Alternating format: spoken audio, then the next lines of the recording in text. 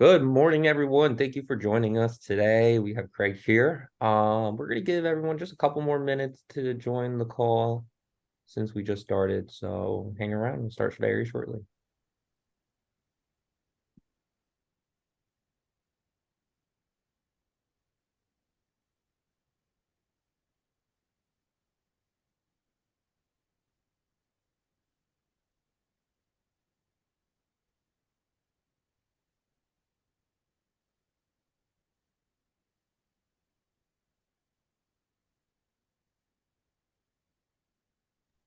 Again, for those just joining us, we're gonna start just in a moment. We're waiting for a few more people to join, but hang around. We'll start very shortly.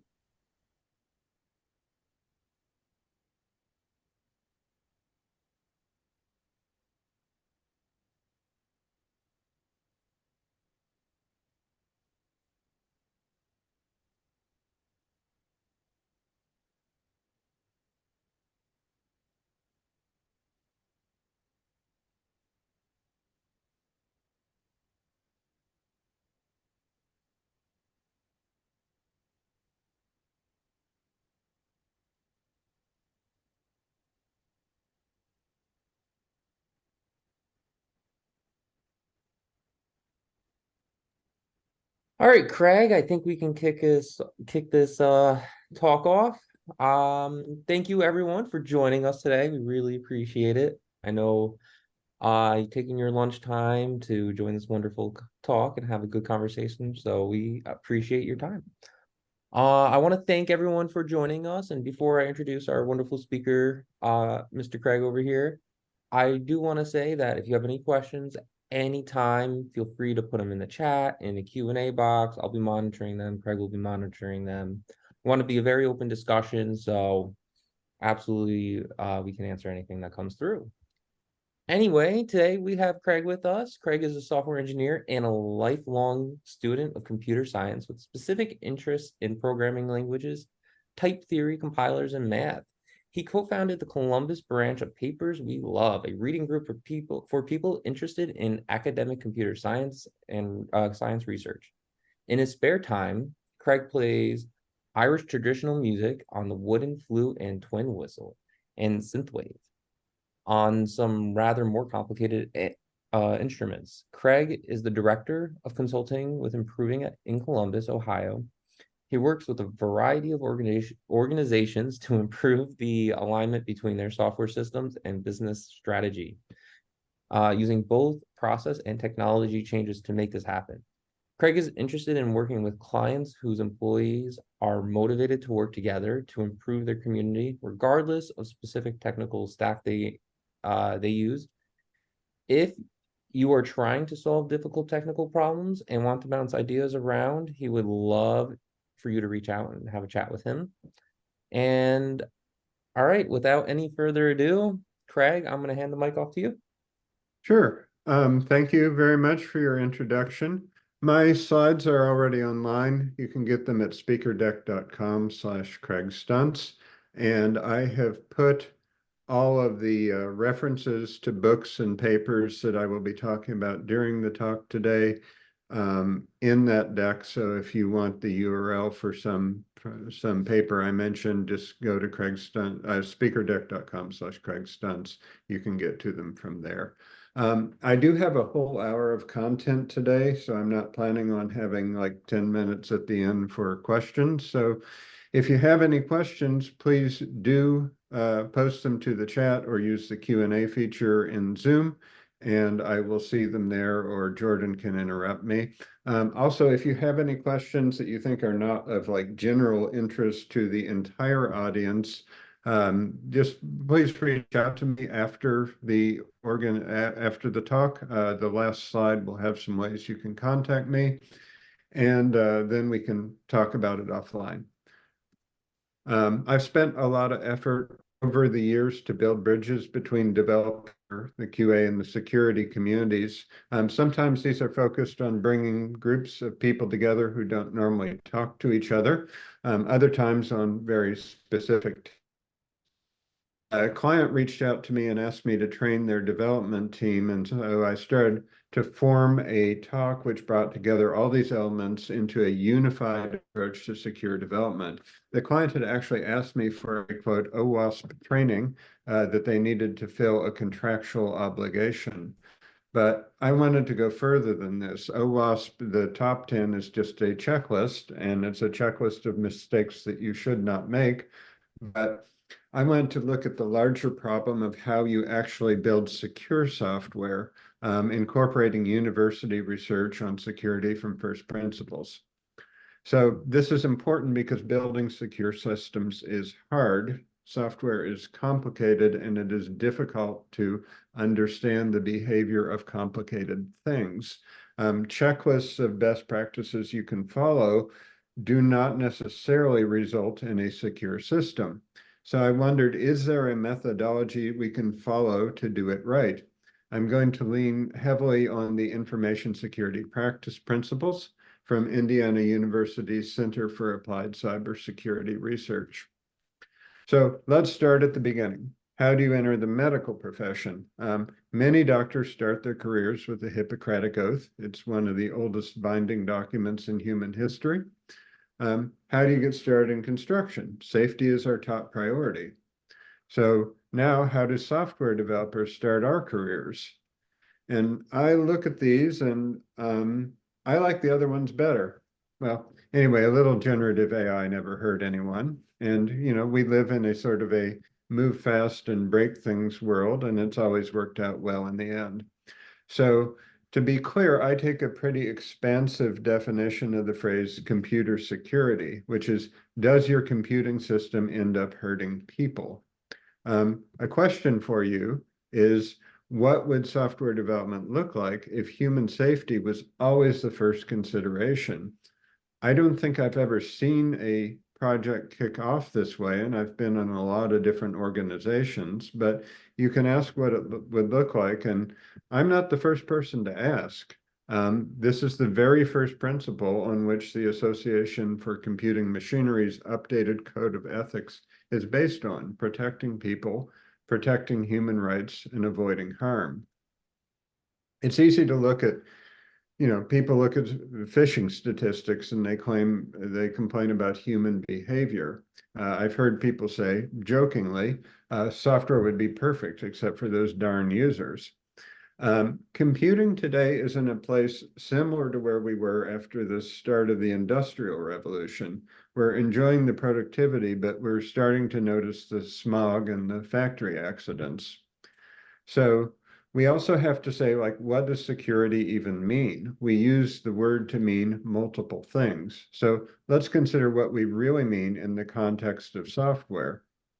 Security and QA professionals have a lot in common. And again, I'm not the first person to notice this. Google has a book called Building Secure and Reliable Systems, and it's written on this theme that a secure system is a reliable system, and an unreliable system is probably unsecure.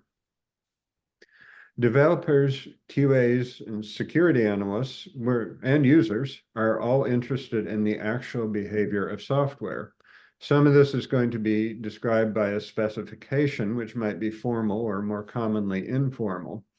QAs are going to investigate whether the behavior conforms to the spec correctly or fails. And they usually also work to expand the specification as they work. A security analyst, on the other hand, is going to be most interested in the areas where the behavior of the software system falls outside the specification, or places where the specification is self-contradictory. So to recap, a QA asks, does the software do what it should? And a security analyst will say, well, does it also do something else? And everyone should ask themselves, do we actually understand what the software is even supposed to do? So what does a humble app developer do? Here's what we tell them. And this is really dangerous because there's no item on this list that's a bad idea, but doing everything is impossible. So Giving them a giant list of checklists and tell them do all this stuff is essentially equivalent to telling them to do nothing. So let's not randomly pull in every mitigation possible. Let's assemble a suite of components which build our design, just like we do when we're building software outside of a security context. In most domains, there are non-obvious risks to human safety, as well as areas in which traditional security rules fall flat on their face.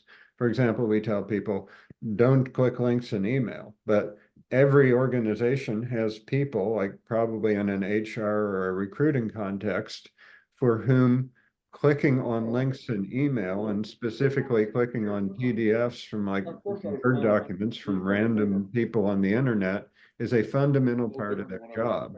And you can't just tell people not to do their job.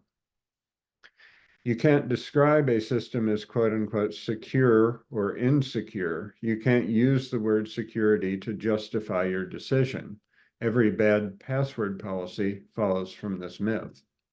I want to give some examples of human harm caused by software shortcomings that are not on the OWASP top 10 list. Is a spell checker security sensitive software? Well, it is if it automatically and silently changes your prescription. I recorded the macOS spell checker doing exactly that. iTunes wasn't designed as a money laundering system, but when money is involved, criminals will find a way to repurpose it. You might presume that some random service that you make is of no interest to criminals, but you might also be incorrect. Or if not criminals, maybe nation state actors. So can we do better? Like another thing that security and QA have in common is they're not just something that you can shake onto some crappy app at the end of the development process and just magically make everything better. The notion of security as a gatekeeper comes from a process that has gates. It makes sense in that process, but it's why people see security as a group of people who say no. It's the nature of the process, and similarly with QA in this example. And a waterfall process like you see here is not what most teams aspire to today. QA and security professionals will generally want to help with the initial design of the application to address potential problems much earlier in the development process before development started when they're easier to solve. And this is sometimes called moving security left. And okay, that sounds great, but like, what's it mean? And obviously I'm not the first person to ask what this means to build this in the real world. So let's look at some other attempts at making a secure development lifecycle. This is the NIST security considerations in the system development lifecycle. It's from 2008, and it includes the entire lifetime of a software system from initiation in 5 phases. The first phase being initiation, the second being development or acquisition of the software system. The third is implementation and assessment. The fourth is operation and maintenance, and the fifth is disposal. And the image that I'm showing you here is NIST slide for phase 2. And the thing that's missing in phase 2, remember, is development and acquisition. And the thing that's missing from this slide is actual development. As a developer, you might look at this and wonder where you fit in. So like the NIST process is like the view from outer space of the software system. And you're one developer down on Earth at the desk and wondering where you fit into this process. The Cisco secure development lifecycle, by contrast, is basically a checklist. And it's a pretty good checklist as they go. But as I said, I don't think checklists are sufficient to develop a secure system. Microsoft has an SDLC, and interestingly, they also include a bunch of tools with their SDLC, including the threat modeling tool, of which you will see quite a bit later in this talk. I'm a fan of the threat modeling tool. It's unfortunately Windows only, but it is a really useful tool for building out your threat model and triaging a list of risks that you need to address in your specific problem domain. But with the exception of threat modeling here, the emphasis is more on technical and process controls more than domain knowledge and secure application design, such as like removing hard to use security features and bad defaults. And although the authors of the Microsoft SDLC are adamant that it does work in an agile process, it's not exactly spelled out. And I find application design questions to be at best understated, if not ignored altogether here. OWASP SAM, on the other hand, is, I think, worth reviewing by any organization that creates software. It feels to me like, first of all, it is continuously updated. It's in version 2 right now, and it's been updated with minor revisions since then. And to me, it feels more like a reality-based system to say, how do you grow a security practice instead of like an after-the-fact attempt to bless what one organization already does. It takes a very broad look at the entire software lifecycle, starting with governance. And of all the SDLCs I've looked at, I think this one has the most practical application. Almost all these processes except SAM have problems with scaling, especially in organizations where developers might outnumber security professionals 100 to 1. The others tend to suggest the notion of gates and be basically incompatible with a continuous delivery model where there might be dozens of releases per day. In a continuous delivery model, it's even more important to shift security left. Otherwise, we're just producing a mess for DFIR to clean up later on. The process that we want is one that works with existing development processes and empowers developers to make basic security decisions on their own correctly, and correctly uses security professionals when needed, and can adapt to new tools for which the best practices don't yet exist. There are a lot of great ideas in security today, but many of them seem to focus on what you do after you ship your product. By contrast, in 2018, Slack open sourced a web application that they developed to collect information about new projects and automatically produce checklists of security considerations for the development team. And the tool is interesting because it's an example of shifting all the way to the left. The answers to the survey are used to produce a Trello board or Jira tickets for your team.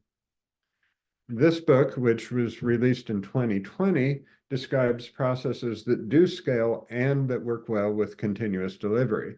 It's based on Google's process for delivering secure applications. And like a lot of work that comes out of Google, some of it really only applies to Google, but it's still a good book that we can all learn from. And one point that I really love that's repeated throughout this book is that security and reliability go hand in hand. A buggy system is probably an insecure system. A system that doesn't do what users want can probably be made to do things that they very much don't want. One thing that the Slack and the Google examples make clear is that tools aren't going to save us. We have to change processes. Now, we can pretty easily just lay an interactive process of design improvements and security improvements over a standard agile process. They're quite compatible. Now, I've just dropped a couple items in here that I haven't really explained yet. So we're going to be talking about the 7 fundamental principles of information security, but first I want to talk about threat modeling. In order to make good decisions, we need an accurate threat model. Some of you are probably familiar with threat modeling, so please bear with me while I talk about it. It's really important that everyone understands what this is about. A threat model allows you to quantify and prioritize mitigations to risks in your project. It contains the answers to 3 questions. Who's affected by your software? What do you have? And what could go wrong? So let's expand on all of these. Let's start with who. This includes a lot of people, and not just people who click on your website. Ask yourself, who are your users? Who are your customers? Because users and customers are not always the same thing. Who are the members of your team who are going to build the software system or, work in your administration? Who are the stakeholders? Who are your partners? Are there any organizations that you work with? And who are the unsuspecting people who might be affected by mere proximity to what you build? Very few people who build threat models for a living do this, but you have to make a list. The second question is, what are you building? This includes things like infrastructure, servers, gateways, third parties, etc. It also includes data, including data on client machines. Then there are trust boundaries. There are implicit and explicit trust boundaries. They show what person or what role or escalation controls what. The third question, who might attack it? Which DBAs might fat finger a delete? What else could go wrong? For each threat, you need to terminate the threat, mitigate it, or accept it. As a security professional, you're part of a team whose goal it is to ship working software with business value, not an adversary to the developers. So you don't want to just dump a giant list of threats and walk away smug. You want to triage and help to mitigate the threats. In order to do that, we need to become very familiar with the problem domain. So some things to consider. Take care of people first. Talk to business analysts or red team members about their past experience. An example, in 2012, a software bug caused Knight Capital's high-speed trading system to issue millions of bad trades over 45 minutes, costing the company $440 million and effectively ending their business. This was not a security problem in the sense of criminals getting into the system, but I would argue that something that puts your entire company out of work is a security problem. Another important consideration when building a threat model is regulations from government or industry groups. For example, you might have heard of the GDPR in Europe, the right to be forgotten. If a person comes to you and asks them to remove their data from your system, you have to do that. If you've built the system based on event sourcing, where you're essentially building a model over time of everyone's interactions through the system, that might be incompatible with the right to be forgotten. So these regulatory considerations need to be a part of your software design from the beginning. So to reiterate, the basic questions that your threat model must answer are, who's affected by your software? What do you have? And what could go wrong? When you know these things, you can make good decisions about what security controls to put in place and which risks to mitigate first. In my mind, a threat model is literally the first step in building software. If someone is coming to you saying, we have to patch this, or we have to go through this checklist, or we have to do this thing first, I want to triage these things by looking at the threat model and putting them in an order in which to mitigate the risks. Granted, at some organizations, the threat model might start out with like, let's put out the fires, but hopefully that's a start and you can build it out from there. These are all good things to think about, but as I said, I find checklists insufficient for good design. I'm looking for a framework that's designed to make sure we cover all the risks in depth, not just a bunch of unrelated things to work at.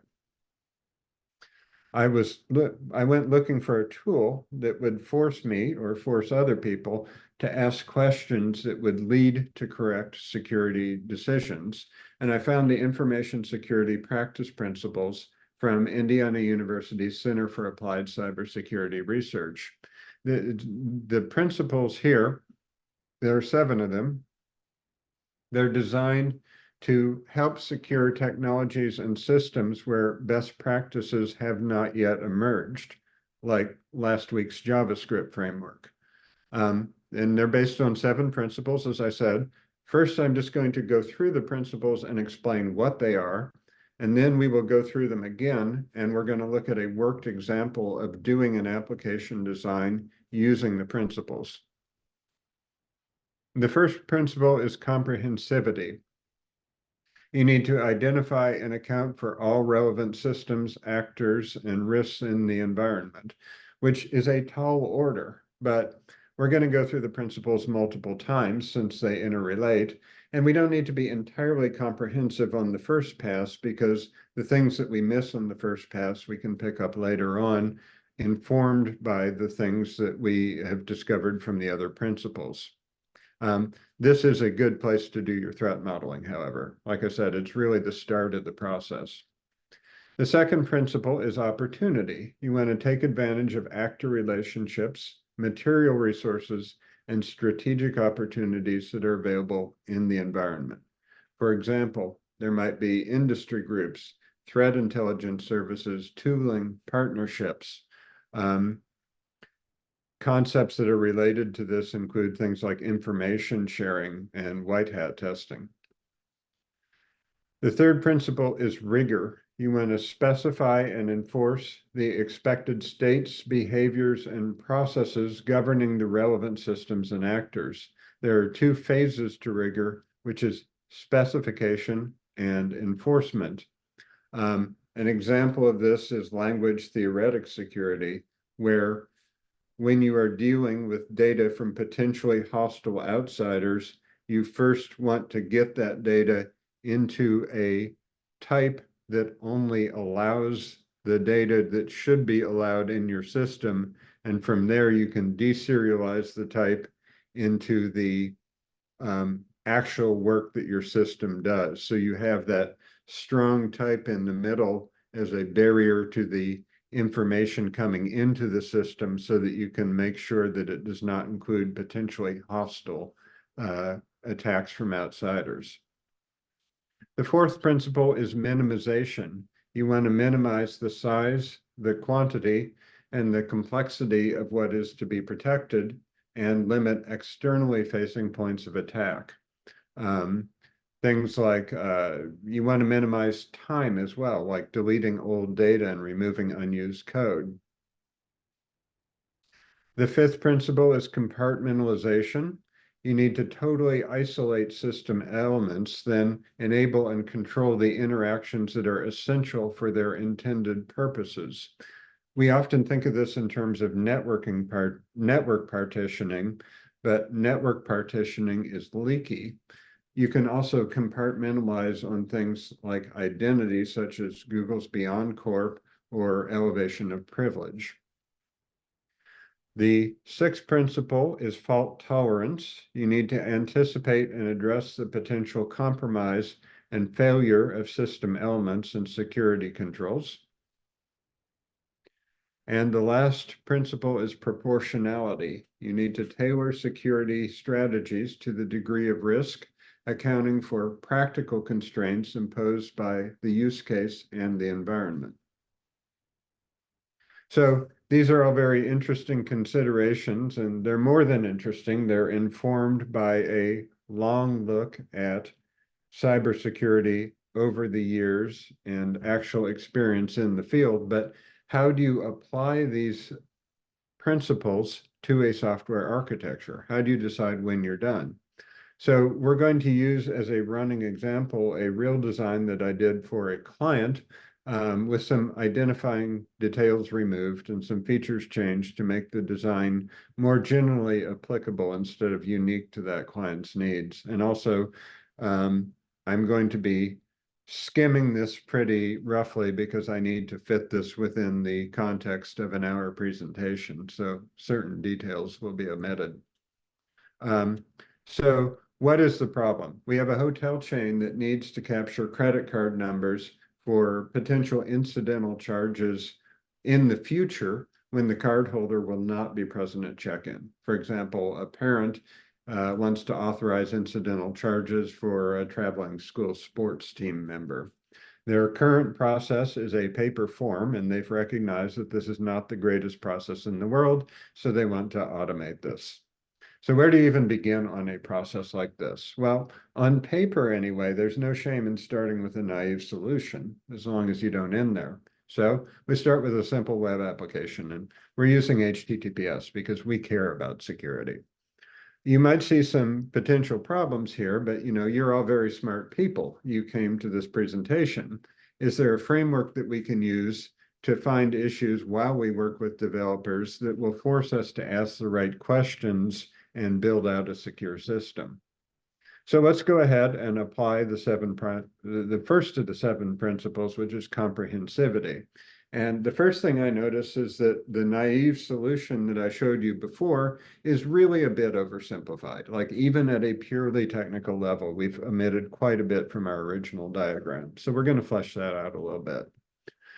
Sticking with comprehensivity, let's talk with a domain expert. You might presume that the biggest risk is the theft of credit card numbers, but it turns out that what they're most concerned about is that the site might be used to validate stolen credit card numbers. So we're going to add that to the diagram. The domain expert also points out that there are actors missing from the threat model. It's maybe not clear how they fit in yet, but at least we're going to include them when we're getting started. I produced this diagram, and I also produced some of the lists you'll see using the Microsoft threat modeling tool. So just if you're wondering where those are coming from, that is the tool that I used to build these. The Microsoft threat modeling tool is free, but like I said, it only works on Windows. It's important to remember that the comprehensivity principle requires not just identifying actors, risks, etc., but also accounting for them. The threat modeling tool helps out with this via its analysis view. We're going to return to this later on. We're not going to account for all the threats right now because we're not required to complete the principles in order, and we want to consider all of them before we start accounting for threats. We're not done until we account for all risks. In general, you should expect to consider all 7 principles twice, and then further on down, as you iterate on your project, you want to revisit them again and again. But we're already off to a pretty good start here.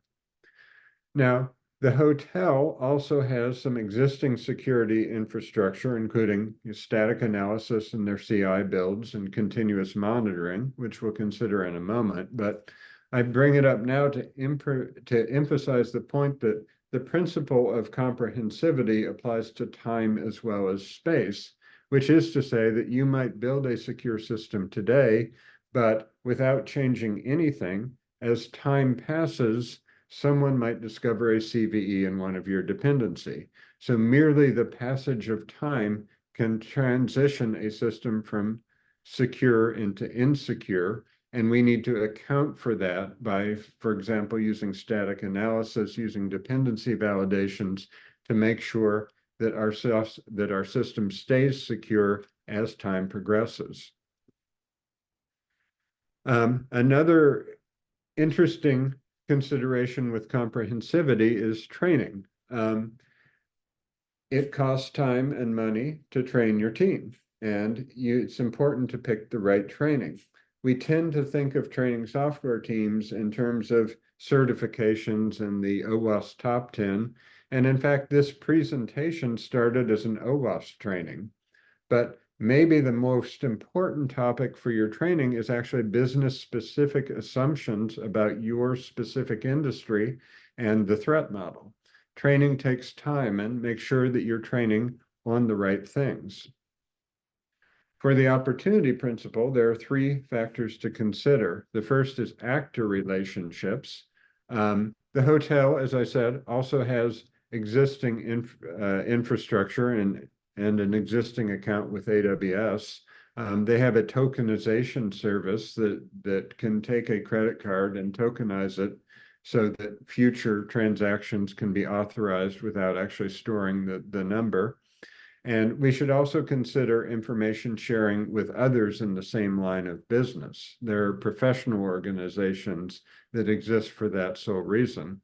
Material resources. We want to follow the AWS Security Best Practices White Paper and use managed services instead of maintaining bare metal. This is an area where OWASP has another checklist called the Proactive Top 10, which the OWASP Top 10 is just a list of mistakes that you can make. The Proactive Top 10 are practices that you can do to avoid making mistakes. And then we also want to think about strategic opportunities. We want to work with business users to design a process that doesn't require creating accounts and passwords. Another example of the opportunity principle is using existing secrets management infrastructure.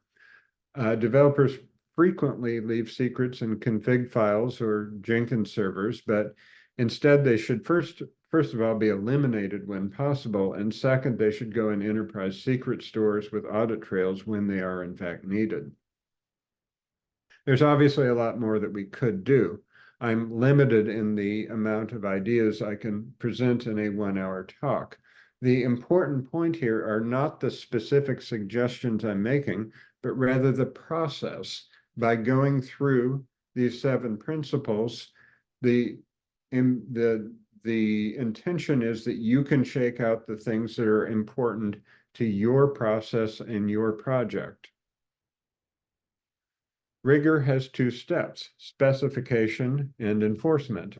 You can specify with varying degrees of formality. A sequence diagram, like you see here, is more formal than a plain English specification and less formal than a modeling language like TLA+. You can use a model checker to make sure that your model for your specification is itself consistent. In terms of enforcement of a spec, one simple place that you can start is your language's type system. Make incorrect state within your application impossible to construct. Another way to enforce rigor, which is practically free, is static analysis. And people say, well, I don't have time for that. I tried it and I have thousands of violations, so I can't use it. Instead, what I've done is you turn it on, you see the thousands of violations, and you grandfather all of them in with a great big exclusion file. It takes you half an hour to do. Now you have the static analyzer checking all new code in your repo forever. Then later on, you can go back and you can analyze the grandfathered rule violations when you have time, and you can make decisions as to like which of them are actually important and which of them should probably stay in the exclusion file. So we've gone from this naive implementation at the top of our payment system to this thing at the bottom, which is, awesome. Look at all these great security features, and more of them is better, right? Well, maybe. The principle of minimization applies in many ways to our project. We want to minimize the attack surface by putting servers behind firewalls, by blocking SSH into the private network, except via a jump server from known IPs. We want to minimize tools. AWS can make this really hard. It wants you to use a new service for every feature that you've included, and sometimes that's a good idea and other times not. We want to remove user interfaces when they're not needed, because every user interface is an opportunity for you to make a mistake that would let an attacker in. We want to delete code. We want to minimize everything. One thing to consider is the data you store. A criminal can't steal data that you don't have. Could you store less or remove old records? Like one example I think of, when I started my software development career in the 90s, it was still pretty common to store passwords in a user table in plain text. And obviously that's something that we all know now is a terrible idea, and you should avoid storing anything. But if you do store something, it should be, a bcrypt hash. So similarly, any data that you can get rid of, you should. And it's not just a good idea. It might be a compliance requirement. So you want to minimize data collection. You don't want to store PII when you can actively avoid it. And you probably want to just delete old data as a general principle. Now, it's interesting that the default of all of our databases is to never delete data. well, except for MongoDB. But other than that, like if you put data in a database, it tends to stick around forever, and you have to actually write code to remove it. But do you really need a user's clicks that were 2 years old? Like probably not. And if you can get rid of it, it's a great way to prevent someone from stealing it. Compartmentalization has 3 steps. Number one, you totally isolate each element on the system. Then number two, since your system no longer works, you need to go back and enable specific interactions that are needed. And number three, you need to control and audit these enabled interactions.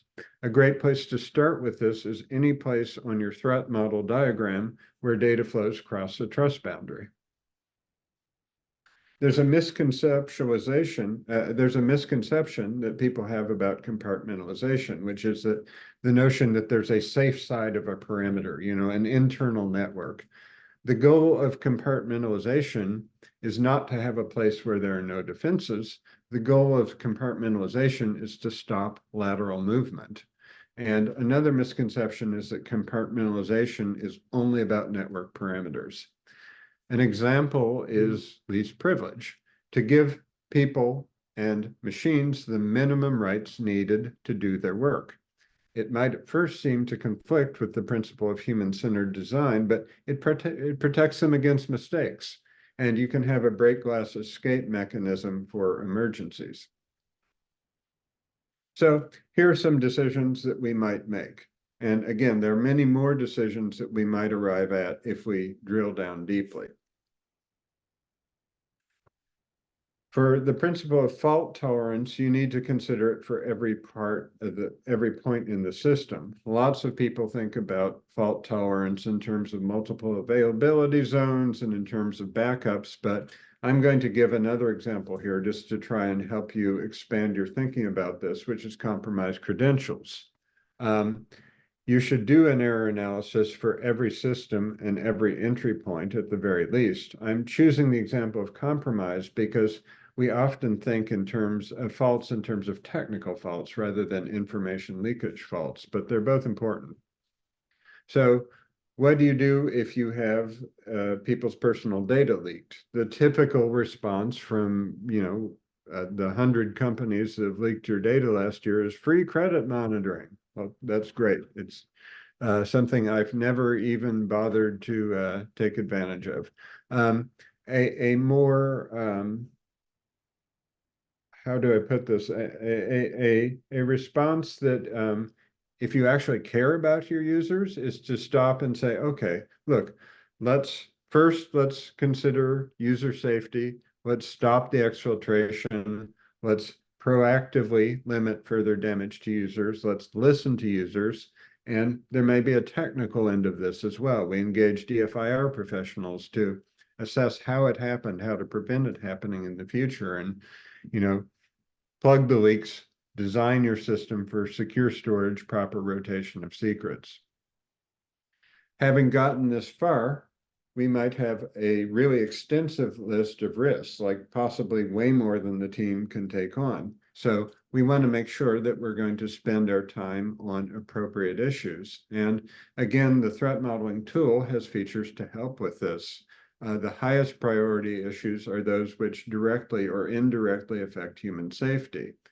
The work we do in security doesn't exist solely for the sake of security. Security is always in furtherance of some greater organizational goal, and it should be crafted with those goals in mind. And then we're going to consider the status. Are we working on this? Is it mitigated? Do we need to investigate it further? Because the principles interact and because they actually conflict in places, you can't just go through them once in an application design.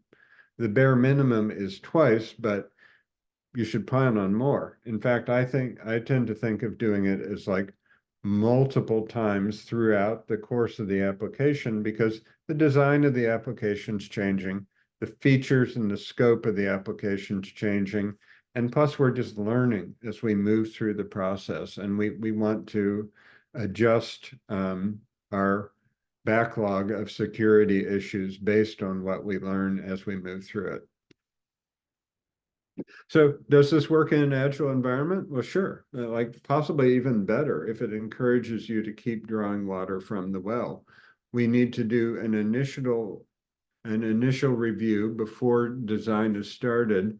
Then we want to continuously improve the security of the system as we move the project forward.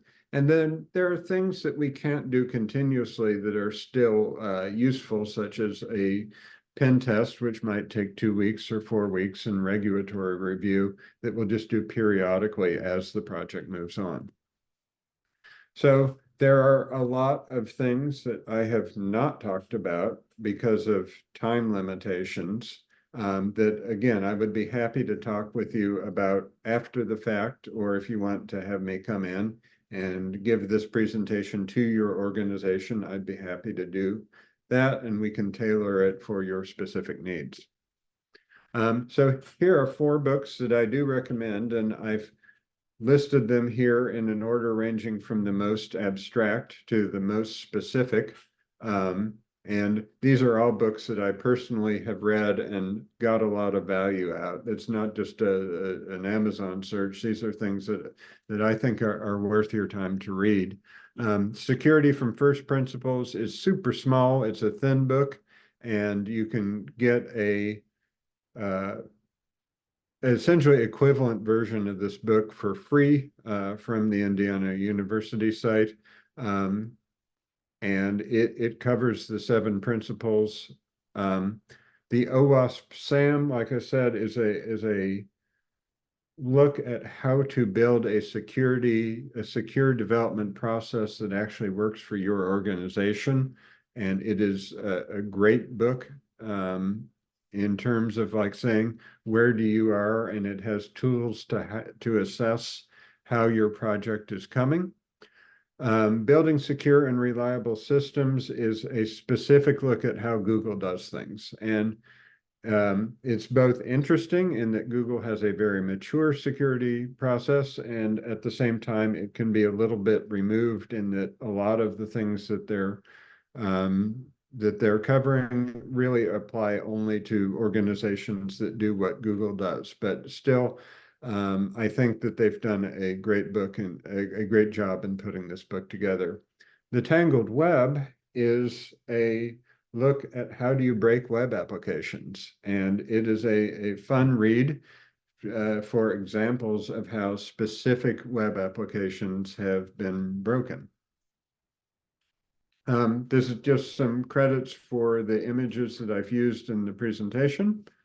And I want to talk for just a sec about the next presentation that we'll be doing in this series. It's called Non-Technical Obstacles of Launching a Side Project by Jordan Wagner, and that is next week on Wednesday.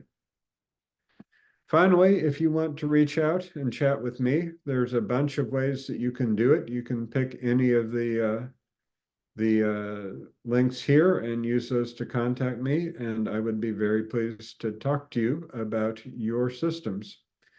Thanks very much for spending this time with me today. If you have any further questions, please ask them in the chat right now.